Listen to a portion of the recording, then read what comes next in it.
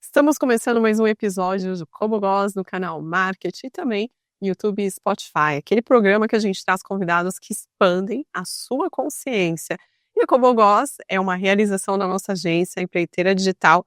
Não deixe de seguir as nossas redes sociais. Para variar, eu tô ao lado dessa pessoa maravilhosa, minha sócia querida. Eba, que delícia! Tudo bem? Sou eu e você.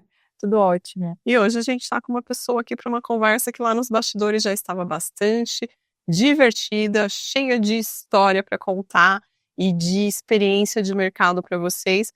A gente está aqui com a Selma Silva. Prazer te receber aqui no Prazer é todo meu. nosso programa.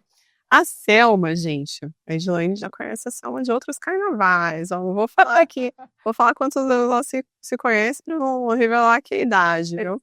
Mas a Selma, ela é executiva de experiência do sucesso do cliente, com passagem por grandes organizações e times de atendimento de alta performance. Seja muito bem-vinda para esse papo que a gente está aqui ansiosa para aprender com você hoje. Uma delícia estar aqui com todos vocês e eu espero que realmente seja uma conversa que vá transformar um pouco da gente, né? Sim, só um pouquinho ali que a gente já estava ali no cafezinho, já transformou, imagina aqui, mais de 42 minutos de bate-papo. Vai ser incrível. Vai ser muito bom. Selma, obrigada por ter aceito o convite, né? É um prazer enorme te receber aqui, tenho um carinho gigante por você, pela sua história. É muito bom saber que você vai poder compartilhar um pouquinho mais aqui hoje.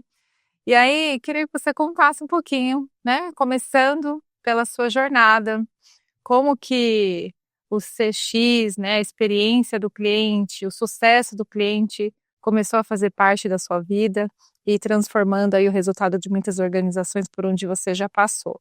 Mas saber um pouquinho mais de você também.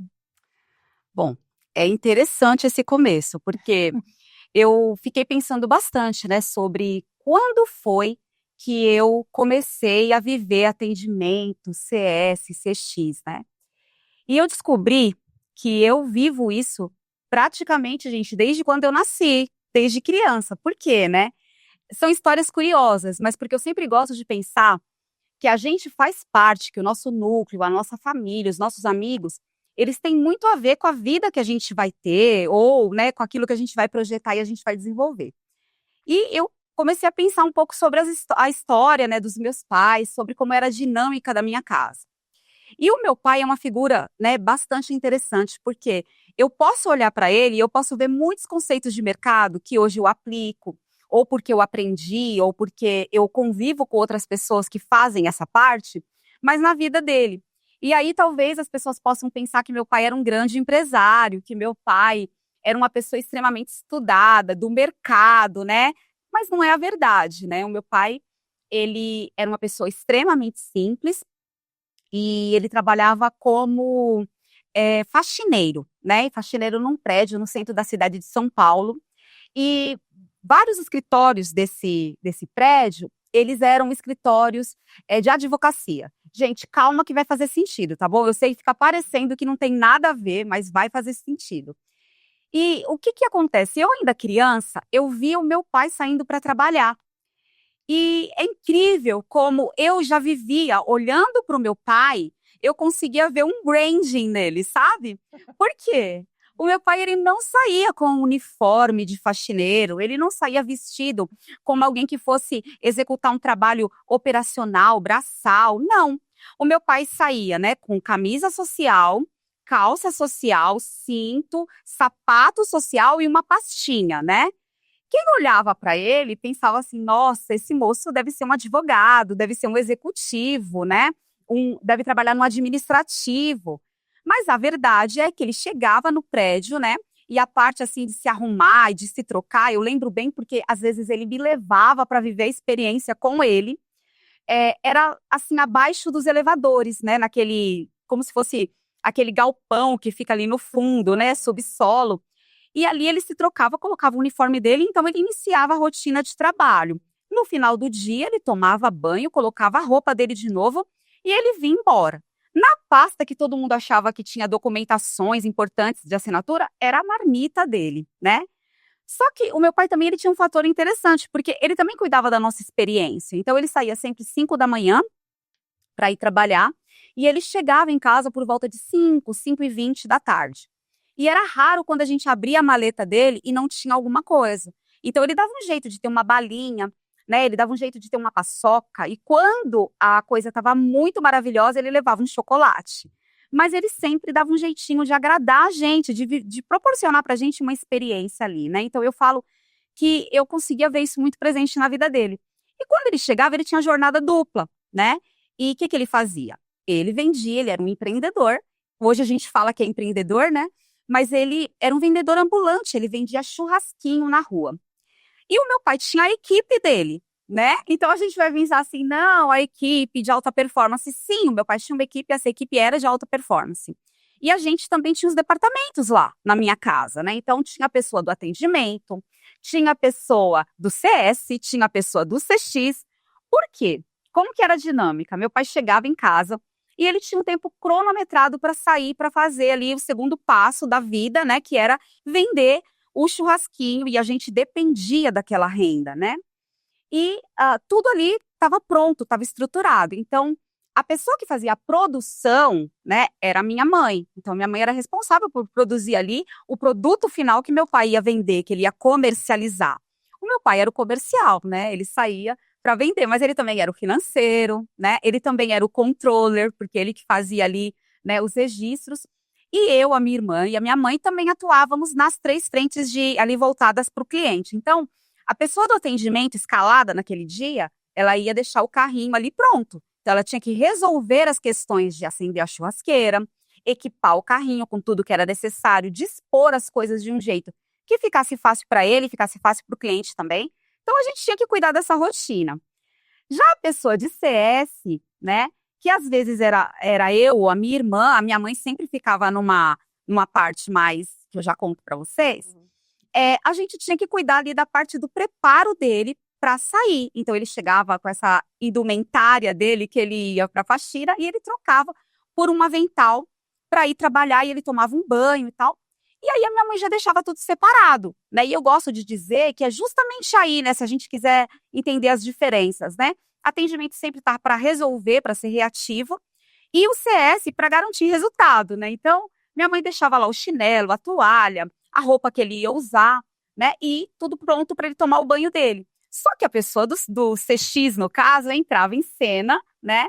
E ela, então, tirava o sapato dele, colocava o chinelo no pé dele, entregava a toalha na mão dele. Tudo para quê? Para gerar um encantamento no meu pai, né? O meu pai já chegava cansado do trabalho, uma rotina desgastante de condução, e ele ia enfrentar uma segunda jornada. Então, hoje, né, é claro, eu tô falando isso de forma lúdica, né? Mas para ilustrar que nas nossas vidas estão presentes, né, esses conceitos, né, e essas áreas que a gente fala tanto de servir o outro.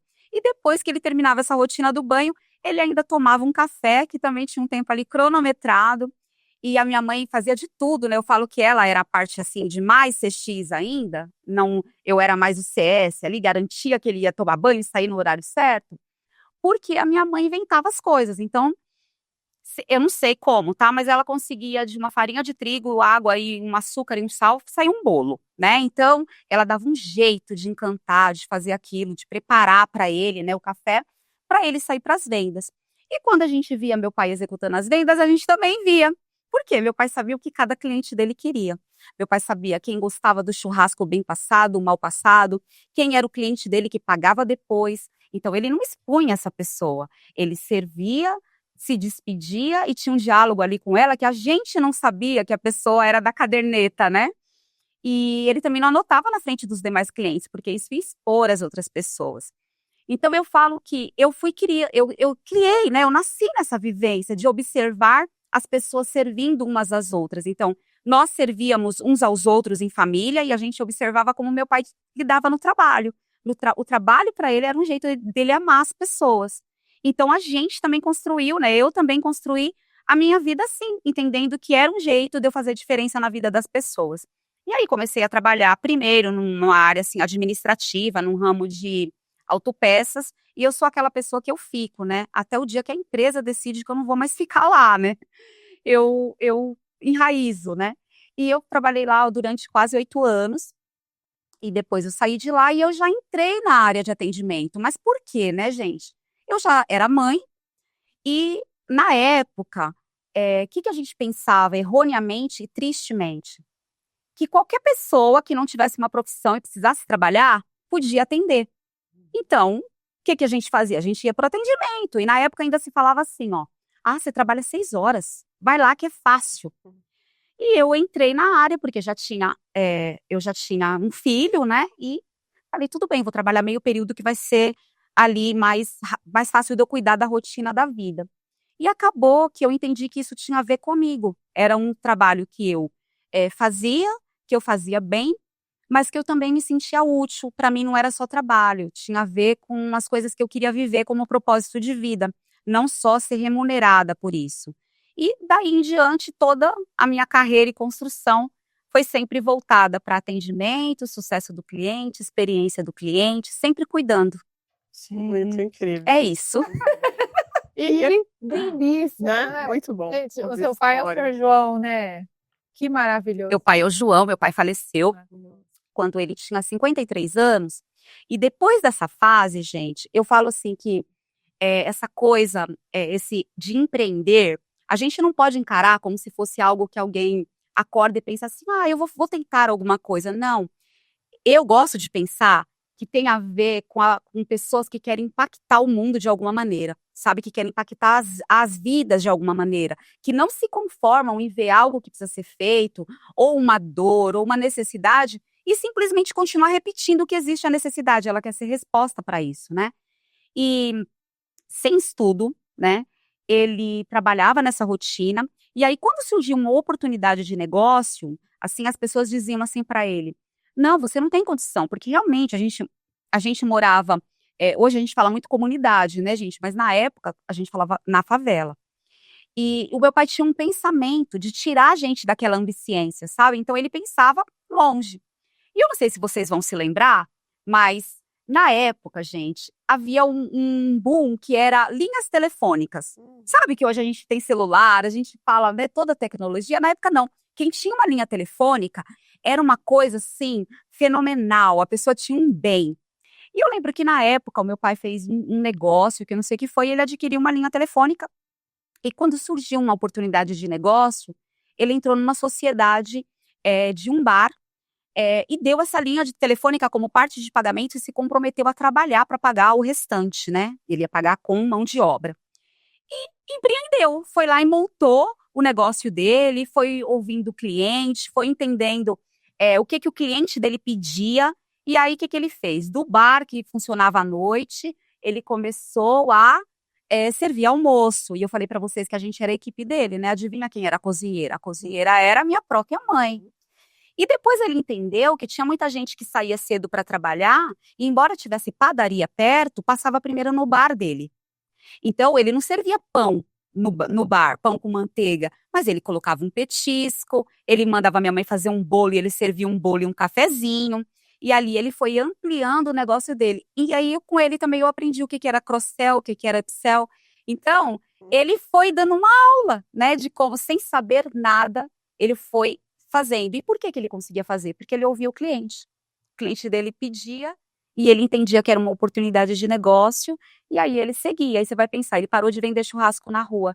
Não, menina, agora ele tinha ponto fixo. Porque aí ele trabalhava no bar e às sextas e sábados, todo mundo sabia que se quisesse comer o churrasco do Fumaça, podia ir no ponto X que ele estaria lá vendendo o churrasco dele de sempre. Então, foi isso. Do Fumaça. É brand, né? Exatamente. Muito bom. E você falou, né, que você aprendeu essa jornada, né, do atendimento, do sucesso do cliente, da experiência do cliente. O que é? Eles são diferentes? São conceitos diferentes? Olha, Rê, eu gosto de pensar assim, sabe?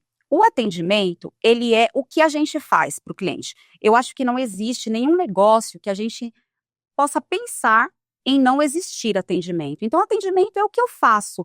Eu preciso promover suporte, eu preciso resolver situações que saem do esperado, do combinado, eu preciso tirar dúvidas. Então, eu preciso estar à disposição para atender esse cliente. Então, ele é quase sempre reativo. É o cliente precisando de mim para alguma coisa.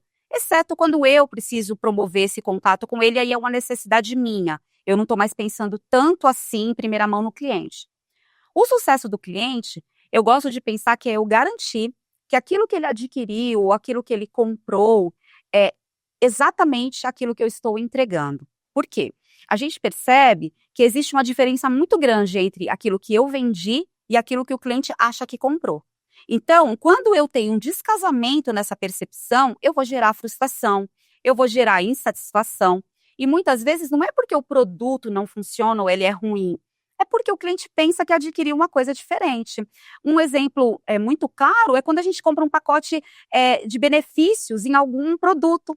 Né? A pessoa te explica ali rapidamente que você tem direito àqueles benefícios, mas não está claro para você quais são automaticamente utilizáveis, quais você precisa fazer ali algum tipo de esforço ou fazer a escolha. Então, o sucesso, ele é justamente garantir o resultado.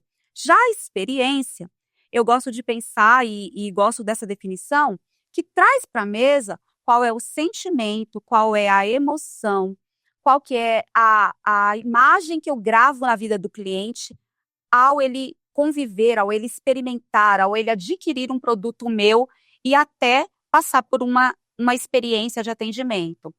Em todas as áreas não são experiência, mas experiência está em todas as áreas.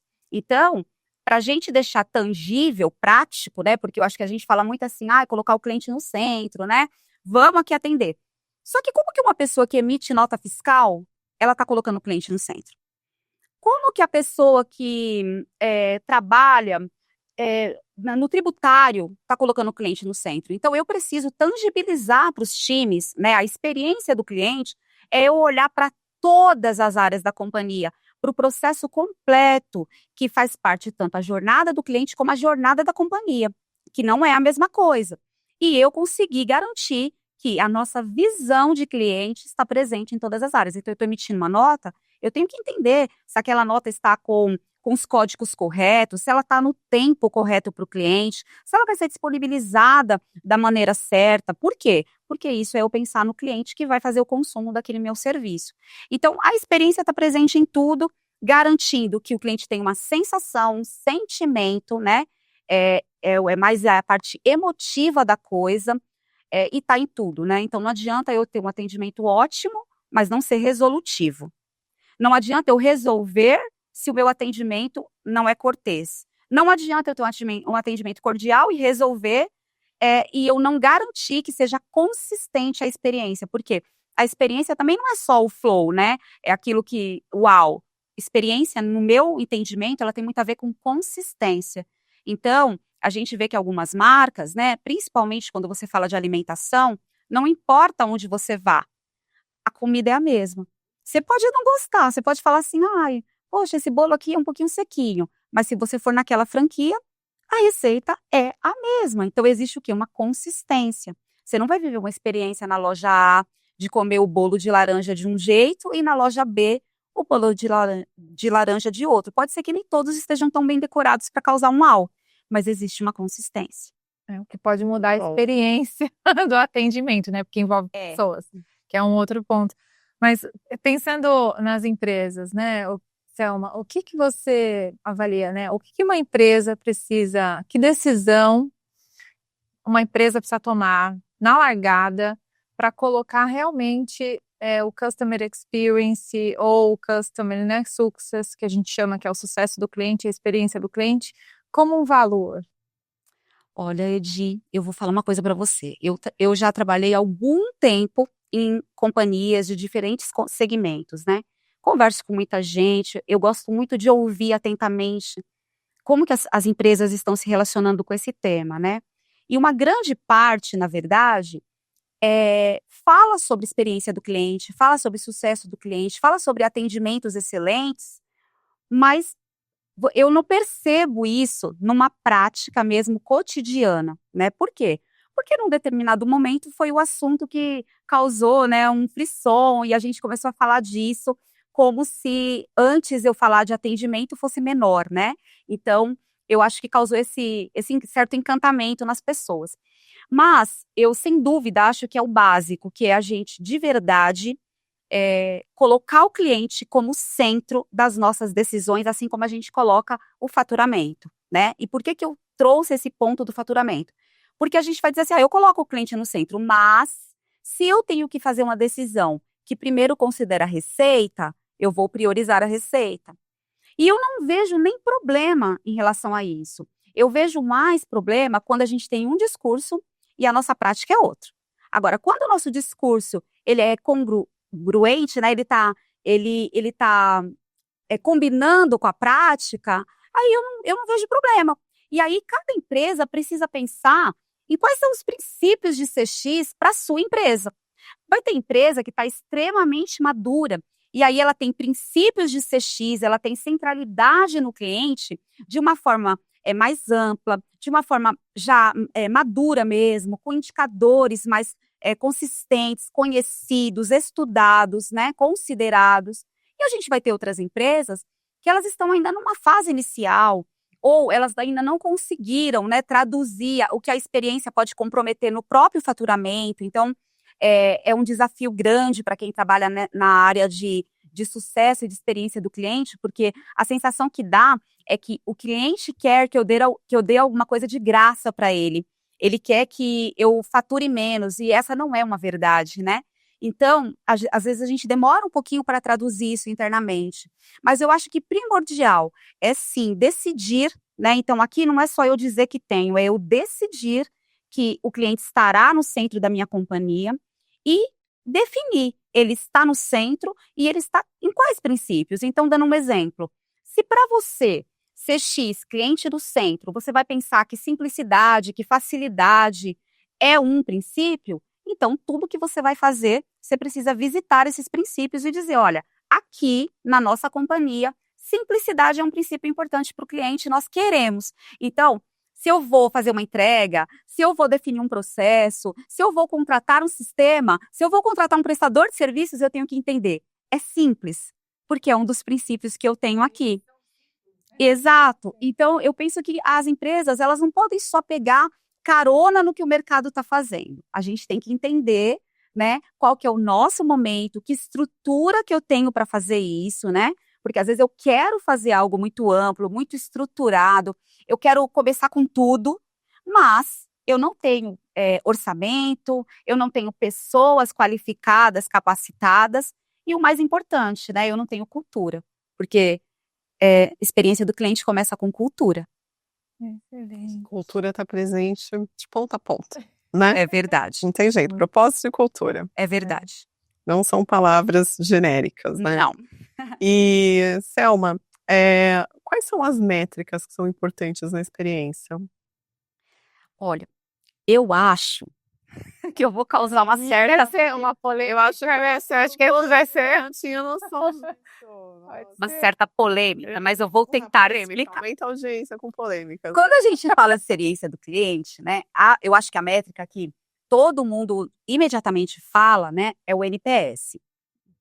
E o que o NPS mede, né? Eu gosto de falar isso, gente, eu sei que o público sabe tudo, mas eu gosto de falar com as minhas palavras, porque eu entendo que um dos nossos compromissos é a gente promover conhecimento, às vezes, para esse profissional que está iniciando agora, né? E ver a gente aqui e falar assim, poxa vida, né? Deixa eu tentar clarear a minha cabeça. E aí a gente fica falando todos os termos dificílimos e ele não consegue entender como é que eu faço para aplicar agora, né? Então, o NPS, na verdade, é quando eu obtenho do cliente, através de uma pesquisa, o quanto ele recomendaria o meu produto, a minha marca, né? O meu serviço. Então, o quanto ele me recomenda. E aí, é claro, né? Dentro do NPS, eu posso fazer alguns desdobramentos. Então, sim, ele vai avaliar por nota, porque isso facilita a gente, como indicador, né? A quantificar e metrificar para acompanhar a evolução. Então, eu gosto, eu acho que é um indicador extremamente importante, o NPS, mas não acho que o NPS pode caminhar sozinho. Então, eu gosto sempre de pensar que, pelo menos, o NPS e a retenção precisam andar de mão dadas. Por quê? Vamos pensar no seguinte cenário. O cliente diz que gosta de mim, né? Me dá nota 9. Ai, que delícia, 9. Mas não fatura, não compra, não recompra, sai. Vai embora. Né? Vai embora. Poxa, se você gostava tanto de mim, por que quis ir embora, né?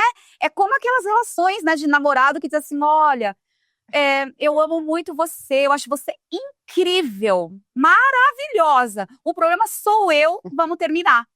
Opa, então assim, você não estava tão satisfeito assim. Porque se você tivesse satisfeito, você me daria oportunidades, a gente construiria junto, enfim, né? A gente ia manter esse relacionamento mais longo. Então, eu acho que a retenção é uma excelente métrica para a gente olhar se está caminhando junto com isso que ele está me dizendo. Ele está dizendo que me recomenda e ele continua comigo. Ah, então, ok. Uma outra métrica que eu acho que nos ajuda bastante é não esquecer de ficar olhando ali para a satisfação durante as interações que esse cliente tem comigo, né? Por quê? Eu sei que a satisfação é uma foto. Então, eu posso ter uma interação com ele agora, ele me dá uma nota excelente porque ficou satisfeito, aí amanhã ele tem uma outra interação comigo e não ficou. Tudo bem, o CSAT é para isso mesmo, é para eu entender quais são os meus pontos de contato que eu preciso rever ou que eu preciso estruturar, ou mais importante, quais são os assuntos ou motivos ou situações ou pontos da jornada que causam mais fricção para esse cliente e, portanto, ele me procura e quando ele me procura, eu não estou sendo eficiente. E se eu não estou sendo eficiente nesses pontos, quando chegar no NPS, ele vai me dar nota ruim. E se ele me der uma nota ruim no NPS e ele já estiver assim cansado de mim, ele vai embora. Então, eu acho que os três caminham muito, muito perto. E também a gente tem ouvido falar, não são todas as empresas que praticam, e aqui que vem a polêmica, a gente tem ouvido falar muito sobre Workchicks, que é uma criação, inclusive, brasileira, né, que o Guilherme Cerqueira, em 2015, no Vale do Silício, ele traz essa proposta dessa métrica, que é, se o NPS eu estou olhando para a recomendação que o cliente me dá, no Workchicks eu estou olhando para por que vale a pena para aquele cliente esse produto, né? Por que esse cliente decidiu por mim? E por que eu acho essa métrica, ela muito interessante? Porque se a gente pensar numa situação cotidiana da vida, né? Vou dar aqui um exemplo, vou dar um exemplo do meu marido, ele vai assistir, depois vai me matar. Ele deixa a toalha todo dia em cima da cama. E isso me irrita. Aí eu reclamo, né? Então eu reclamo hoje, eu reclamo amanhã, eu reclamo semana que vem. Nós estamos casados há 28 anos e há 28 anos eu reclamo que ele deixa a toalha fora do lugar, né? É uma reclamação? Eu sou uma detratora no NPS dele? Sou. Mas eu não vou embora por isso. Por que eu não vou embora por isso? Porque embora deixar a toalha em cima da cama me deixa irritada, não é perfeito para mim, mas não é o motivo pelo qual eu casei com ele. Eu não casei com ele para ele não deixar a toalha na cama. Então, veja bem, eu estou dando uma nota ruim no NPS para ele, né? Não recomendo, Odair, deixa a toalha na cama, né? Mas estou lá. Agora, se ele me trair uma única vez, não precisa eu estar reclamando dele a vida toda. Então, eu não quero mais, eu quero terminar essa relação. Porque, para mim, o que vale a pena esse casamento é a fidelidade, entende? Então, quando eu pergunto para o cliente o que vale a pena para ele, por que ele me escolheu, você vai descobrir por que tem cliente que você tem 2 produtos. Esse produto é grátis, mensalidade free, e esse produto tem um custo. Aí o cliente, na pesquisa, ele fala assim, é caro. Você está satisfeito? Você recomenda? Eu dou nota 7. Aí você pergunta, poxa, por que neutro? O que não está bom? Aí eu abro um leque para ele, né? É preço? É rede credenciada? É o atendimento? Para ele me contar onde está o ponto. Aí ele vai lá e foi, preço, caro. Mas ele permanece. Por que ele permanece? Porque se eu perguntar para ele o Workchicks dele, ele vai dizer assim, o mais importante para mim é estabilidade no serviço e não o preço. O preço me incomoda, mas eu não contratei vocês por causa do preço, né? Então, essa métrica, embora ela não seja tão explorada ainda, né? Ela vem dentro desse pool que é a era do cliente mesmo, de eu pensar no cliente. Então, para mim, essas 4 métricas, elas me dão condição de eu entender melhor. Ele me recomenda, mas por que de verdade ele me recomenda? Porque eu tenho algo aqui que mexe necessariamente naquilo que é importante para esse cliente. E ele está me contando isso no Workchicks. Eu olho no meio do caminho se ele permanece, eu olho como que é a satisfação dele nas interações. Então, esse grupo eu entendo que ele nos ajuda muito. E a gente tem algumas empresas, Edilene e Renata, que mesmo fora do Brasil já usam, né, essa métrica. Se a gente pega a Disney, por exemplo, A Disney não mede só NPS, ela mede o World-X. E quando ela olha para o World-X, ela entende por que é importante para cada visitante do parque. Para mim, tem um significado, para você tem outro, para uma pessoa que nunca foi, tem outro.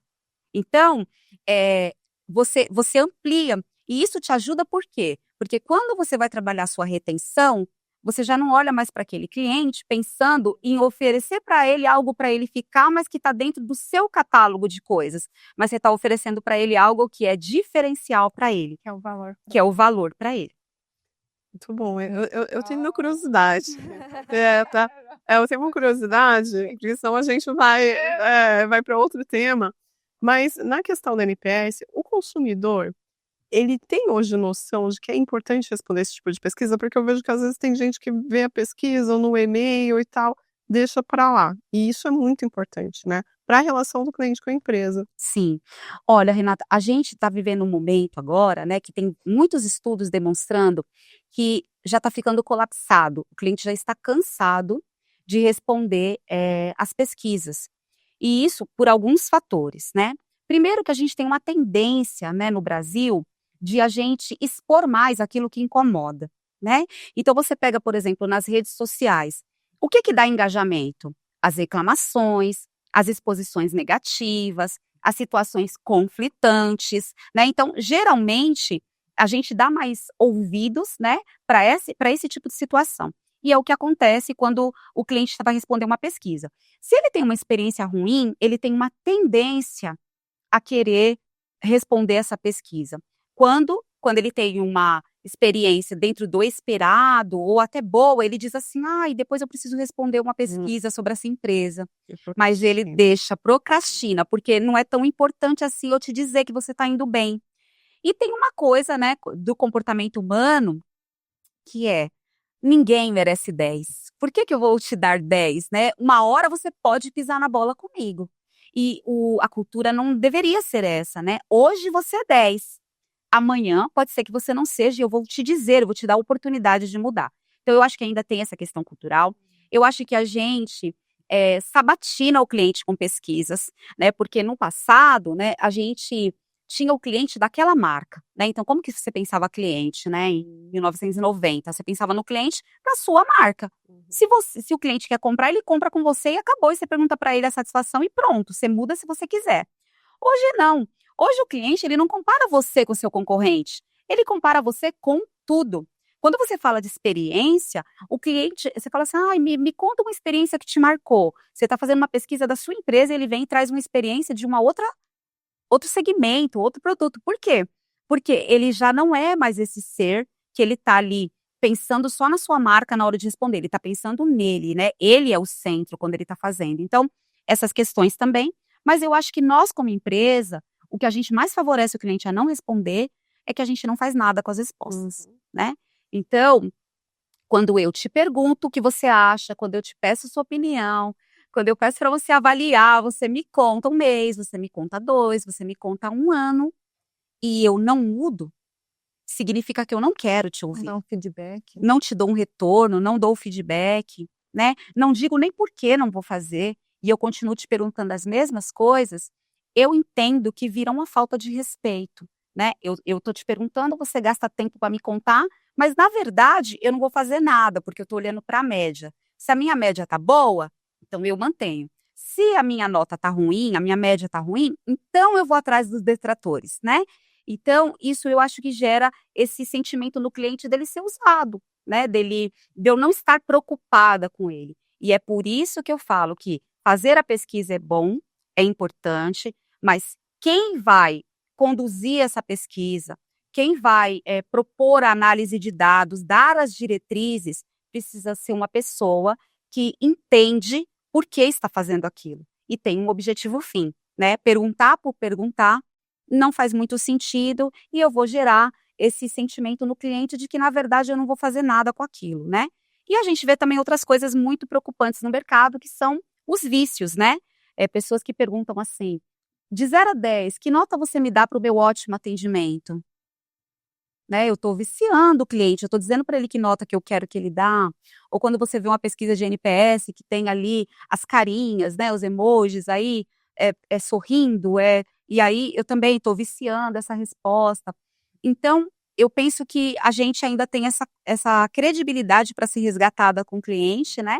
E quando ele percebe que a gente ouve, né, o que ele está dizendo, a reação dele é outra, né? O comportamento dele é outro. Ele abre, gente, um baú de ouro, porque ele começa a entender que vale a pena, que você realmente dá atenção para aquilo que ele está dizendo. Então, se eu posso dar um conselho para as empresas que aplicam pesquisa, talvez você tenha que fazer menos pesquisa e você tenha que trabalhar mais os resultados dessa pesquisa. Então, se você gasta todo o seu contingente, os seus recursos, executando pesquisas todos os meses, ou a cada etapa da jornada, ou sempre com o mesmo público de cliente, exercita trabalhar o que você já coletou, né, acreditar nisso, e depois que você já avançou, que você já trabalhou, você volta a perguntar se o cliente percebe as mudanças que já foram feitas. Gente, aulão, né? Não? Ai, que delícia.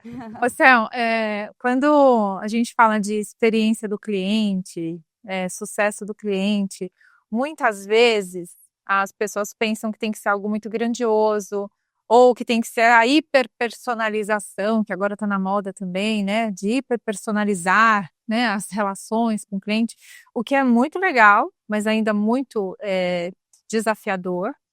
Mas processos simples, que são ajustados e que trazem um resultado, uma experiência diferente, é também CX? SS? Eu acho que é o que mais é CX e CS. É você identificar que tem uma pequena falha no seu processo, mas que o cliente sinalizou, né? Ou o CS identificou antes, né? Porque eu penso que um CS bem feito, ele consegue antecipar algumas coisas antes do cliente dizer, né? O time de CS é aquele que geralmente quando alguém apresenta o projeto ou o produto, ele tem ali 1000 questionamentos. Por quê? Ele ouve o cliente constantemente. Então, ele já imagina, né? Ele começa a se colocar no lugar daquele cliente. E a maior parte dos times fala assim, mas nem aconteceu ainda e você já está dizendo que vai dar problema. É que você tem uma bagagem, uma experiência, uma história que te permite, pelo menos, assim, o benefício da dúvida, sabe? De dizer, olha, isso aqui está me parecendo que não vai dar bom. E é impressionante, porque uma grande parte acerta, né? Mas corrigir esses processos causa mais impacto do que eu mandar um presente para o cliente. Não adianta, gente, eu entrar com ações que a gente faz, eu adoro, tá? Eu amo. Eu sou a pessoa que eu amo. Se eu pudesse, eu queria fazer assim, essas coisas diferentes todos os dias, porque eu acho muito maravilhoso você surpreender as pessoas. Mas para você surpreender, você tem que ter entregue o combinado. Não tem como você surpreender. Pensa, você vai no restaurante comer uma comida, aí você pede o prato, seu prato vem frio. Pode a louça ser de porcelana, da rainha, não sei das quantas. A comida está fria, não está adequada, né? Como você vai me surpreender? Aí você me dá um desconto, mas a minha experiência foi ruim, a comida foi ruim, né? Se o atendimento for ótimo, pode ser que eu dê uma segunda chance. Mas se o atendimento for ruim ainda, não tem como você me encantar. Por quê? Você não entregou o resultado e você me atendeu mal. Não tem como, né? Então, eu penso que corrigir uma falha, né, ela é tão importante quanto a gente tentar surpreender o cliente. Até porque surpreender, né, minha gente, é você corresponder a uma expectativa, né, inesperada, o que é, às vezes, uma surpresa para uma pessoa, não é para outra. O que gera encantamento em uma, não gera na outra. Agora, uma coisa que não tem como você errar, é você cumprir com o que foi combinado, é você garantir que você cumpriu da forma esperada e no tempo esperado, né? Então, corrigir processos, ser excelente naquilo que você vendeu, prometeu, e se errar, ir lá e corrigir, né? Porque todo mundo vai errar, né? Não tem empresa que não erra. Mas a forma que você lida com o erro é que diferencia, né? Diferencia uma empresa da outra. Então, eu sempre acredito que o caminho da verdade, ele é o melhor. Então, assume o erro. Diz assim, poxa, eu errei. Olha, a comida não veio adequada. Ao invés de você discutir com o cliente, né? Ah, mas você fez mesmo? Mas você limpou o cache? Mas, poxa, será que você tentou agora? Mas você tentou agora mesmo? Você colocou a senha certa agora mesmo? Eu levanto um monte de questões para culpar o cliente, ao invés de entender que eu posso ter um problema. Então, deixa eu esgotar as possibilidades de correção antes de eu transferir para você todo o esforço, que também é uma das métricas, como a Renata falou, que é importante eu medir, né? O esforço que o cliente tem para continuar sendo meu cliente. Muito Maravilhoso, bom. não é? Olha, se eu fosse você, eu pegava esse episódio, escutava várias vezes também, porque é uma aula, é uma grande aula, né? Dá para tirar aqui, praticamente dá para você implementar toda a jornada dentro de qualquer empresa de qualquer tamanho, né? Do pequeno empreendedor, do Sabe, Renata, autônomo, tá? é simples a gente fazer. Gente, eu sei que parece muito complexo, sabe? Mas não é tão complicado assim. Às vezes a gente pensa assim, ó, eu preciso de grandes ferramentas, eu preciso fazer um investimento. Não. Às vezes o que eu preciso minimamente mapear como a minha empresa é, Ouvir. né? Ouvir, né? E quando eu falo ouvir, gente, se a gente sentar do lado de uma pessoa que nos nossos negócios, né, não cabem todos, mas para quem cabe, eu diria que é a fonte mais preciosa. Não é pesquisa, não é especialistas, não é uma consultoria, não é. É você sentar com uma persona da nossa vida que é o atendente, que é o agente de atendimento. Você vai encurtar um trabalho gigante. Por quê? Você vai entender se a tua ferramenta que você acha uau, se ela é mesmo, se a melhoria que você fez no sistema funciona, se o tempo de paginação de uma tela é adequado, se a quantidade de cliques faz sentido, se aquele UX que você preparou achando que era a plataforma mais linda do mundo é mesmo. Então, eu sempre acredito que ninguém é melhor para me dizer do que a pessoa que usa e do que a pessoa que atende o meu cliente todos os dias. Então, eu preciso entender como que está lá na ponta. Por outro lado, eu também preciso entender internamente. Porque, às vezes, o que acontece? Eu estou aqui pensando, por que não fazemos isso para agradar o cliente? Por que não estruturamos essa jornada e revisamos isso daqui? E aí, quando eu vou olhar para os times que fazem o desenvolvimento, ou para os times que estão construindo o produto, da arquitetura, eu não tenho aqui os recursos necessários para fazer o que eu estou imaginando. Então, eu começo a achar que existe um débito entre o que a gente precisa e o que a gente está entregando. Só que, na verdade, eu não tenho condição naquele momento de entregar. Então, ouvir as pessoas, mapear, entender onde que a gente está alocando nossos recursos com qual foco. Toda a companhia, ela está sendo priorizada de qual maneira? Porque não dá para fazer tudo. Essa é a verdade, não dá. Por isso que eu preciso definir o momento da minha empresa e o que dá para eu fazer agora. O que eu não posso é abrir mão. Eu não posso pensar assim, é muito difícil aqui na minha empresa, ninguém quer saber do cliente, é muito difícil no meu negócio. Poxa, eu nem tenho muitos clientes assim, eu tenho poucos clientes e eu desisto então de olhar. Não, a gente precisa começar e a gente precisa evoluir nisso, porque a gente não vai estar bom nunca, gente. Nunca. A perfeição não existe, né? Não. Mas, Selma, quantos insights incríveis. Você falou aqui, né? A gente chegou já no finalzinho, que é tem um monte de perguntas, vou ter que gravar de novo. Você falou muito de experiência do cliente, de sucesso do cliente, mas também falou da experiência do colaborador, né? Do employee experience, que a gente também fala muito, ou, aliás, fala menos do que deveria. Tenho certeza que geraram insights valiosíssimos aqui para as pessoas. A gente também sai daqui super inspirada, então queria de novo agradecer seu tempo e a sua disponibilidade para compartilhar tanto em tão pouco tempo. Então, obrigada. Muito obrigada. Foi um prazer, gente, uma alegria. E só para fechar, eu acho que cada um de nós, né, a gente precisa pensar que o meu conhecimento, ele é muito importante para mim, mas ele pode ser muito mais importante se eu conseguir dividir ele com outras pessoas, né? É a gente pensar num livro, né? Uma grande ideia de uma pessoa que escreve um grande livro, só vai ser um grande livro mesmo se ele for um best-seller, se as pessoas comprarem, se as pessoas compartilharem, né? Conseguirem ter acesso a essas ideias. E eu entendo que nós precisamos promover isso, nós precisamos que o nosso mercado, né? Que o mercado de trabalho, profissionalismo, no Brasil, ele precisa conhecer, ele precisa avançar usando o conhecimento que nós temos, porque nós somos um celeiro, né? A nossa história conta isso, né? E a gente tem a oportunidade de dividir. Eu acho que é um privilégio que não tem nem como a gente mensurar. Já está escrevendo livro também?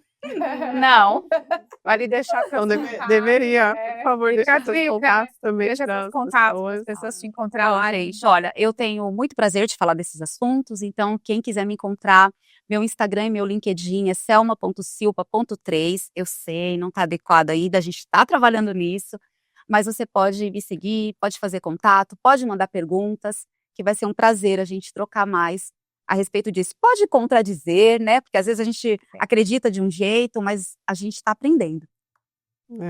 Isso é muito rico, ó. Network, né? Tá aberto lá para você entrar em contato com a Selma também, isso é muito importante.